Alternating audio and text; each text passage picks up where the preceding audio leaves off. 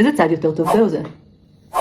נגמרו לי כבר הצדדים. תהיו איתי רגע. מכירים את זה שילדים אצל הגרוש, או פרוד, או אקס, והפנסיון המלא כבר לא מלא, לא צריך להכין אוכל. אבל, ויש אבל גדול.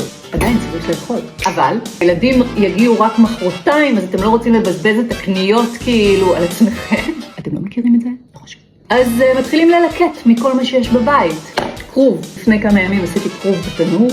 קצת שמן זית, מלח, שכחתי לאכול אותו. מלפפונים של ארץ וזיבה, בלי מימון אני לא מגלה. 11.90 לקופסת שימורים. לא מגלה איזה. תפוחי אדמה מבעוד מועד. לא מדברים אלייך ככה. לא, רפת שכל. למה? ניסיון שני.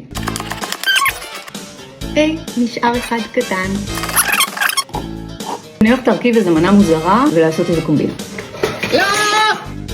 אני חולה תפוחי אדמה. לא קילפתי אותם, כי אין לי כוח. בימים של הלד, נראה לכם שאני אקלף תפוחי אדמה. חוץ מזה אומרים שהקליפה בריאה לעצלנים. קצת בצל ירוק, האם זה יתאים? לא בטוח. מה שיש במקרר אני מרוצה. מיונז, לא משנה מאיזה חברה, אני לא מממנת. מעט חרדל, משתמשת בקצה השני כדי לא לפספס. לא רוצה להוציא כלים, זה יום ללד. מעט שמן. מלח.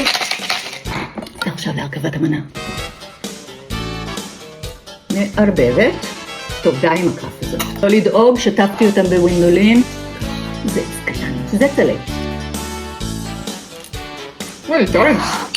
שמתי עם המלח תרגיל. וזאת בלי להיות מאוהבת. זה ריקוד הטעים לי. פתטית? זה הקטע שלי. אני הולכת לאכול. אל תשכחו מה שיש במקרר. ביי. אז איזה צד אמרנו?